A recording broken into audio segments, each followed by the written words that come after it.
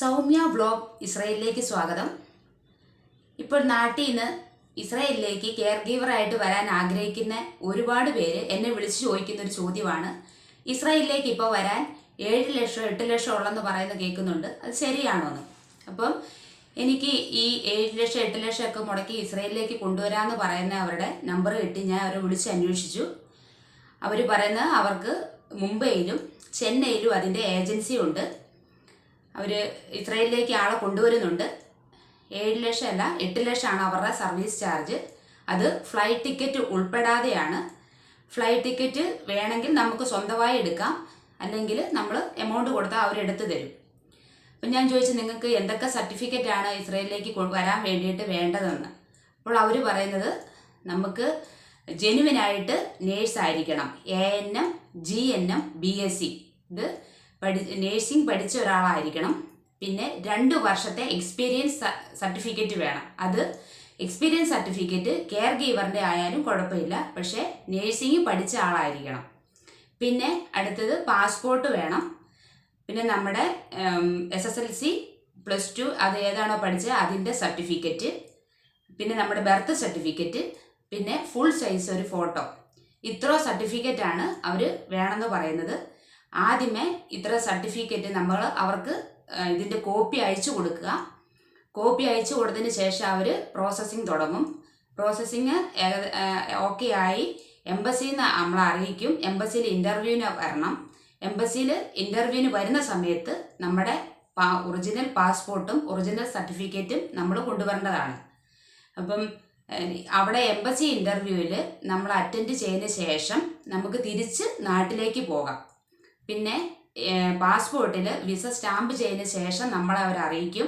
നമ്മൾ അന്നേരം പാസ്പോർട്ടിൽ visa stamp ചെയ്തതിന് ശേഷം മാത്രം അവർ പറയുന്ന ഈ 8 ലക്ഷം രൂപ നമ്മൾ അവർക്ക് കൊടുക്കണം. പിന്നെ നമ്മുടെ നാട്ടിലേക്കാണ് പാസ്പോർട്ട് അയച്ചു തരുന്നത്. പിന്നെ നമുക്ക് നാട്ടിൽ നിന്ന് തന്നെ ഇസ്രായേലിലേക്ക് കയറിപ്പോരാം. അങ്ങനെയാണ് അവർ പറയുന്നത്.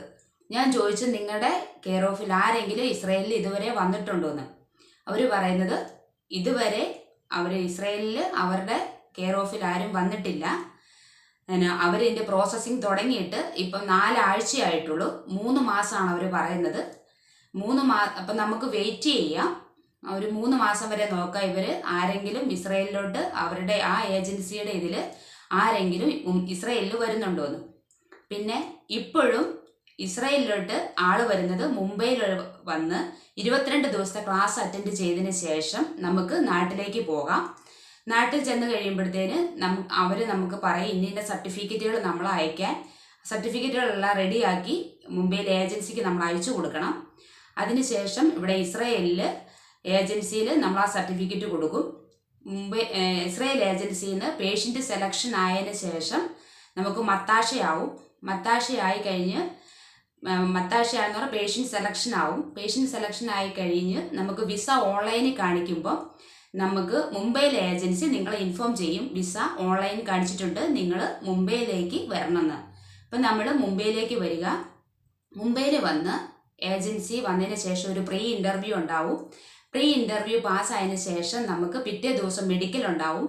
മെഡിക്കൽ കഴിഞ്ഞിട്ട് പിന്നെ 3 ഫയലിംഗ് ഉണ്ട്. 3 ഫയലിംഗും കഴിയുമ്പോൾ നമ്മുടെ മുംബൈയിലുള്ള എംബസിയിൽ നിന്ന് നമുക്ക് ഡേറ്റ് കിട്ടുന്നതാണ് ഇൻ്റർവ്യൂവിന്. മുംബൈയിലെ എംബസിയിൽ നിന്ന് ഡേറ്റ് കിട്ടി എംബസി ഇൻ്റർവ്യൂ അറ്റൻഡ് ചെയ്തതിന് ശേഷം നമുക്ക് ഇൻ്റർവ്യൂ പാസ്സാകുമ്പോൾ പാസ്പോർട്ടിൽ വിസ സ്റ്റാമ്പ് ചെയ്ത് നമുക്ക് കിട്ടും.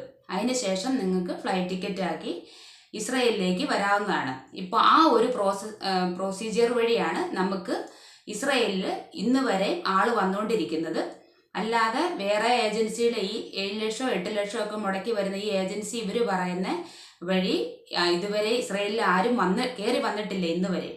അവർ പറയുന്ന 3 മാസമാണ്. നമുക്ക് വെയിറ്റ് ചെയ്യാം, നോക്കാം. ആരെങ്കിലും അവരുടെ ഏജൻസി വഴി ഇസ്രായേലിൽ വരുന്നുണ്ടെങ്കിൽ ഞാൻ നിങ്ങളെ അറിയിക്കുന്നതായിരിക്കും. അവരുടെ കോൺടാക്റ്റ് നമ്പറും ഡീറ്റെയിൽസും എല്ലാം ഞാൻ ഈ യൂട്യൂബ് ചാനൽ വഴി നിങ്ങളെ അറിയിക്കുന്നതായിരിക്കും. നിങ്ങൾക്ക് എൻ്റെ തുടർന്നുള്ള വീഡിയോ കാണണമെങ്കിൽ എൻ്റെ ചാനൽ സബ്സ്ക്രൈബ് ചെയ്യുക. വീഡിയോ ഇഷ്ടപ്പെട്ടെങ്കിൽ ലൈക്ക് ചെയ്യുക. എന്തെങ്കിലും നിർദ്ദേശങ്ങളുണ്ടെങ്കിൽ കമൻറ്റ് ബോക്സിൽ രേഖപ്പെടുത്താവുന്നതാണ്. ഇനി എൻ്റെ അടുത്ത വീഡിയോയിൽ കാണാം. Okay, bye bye.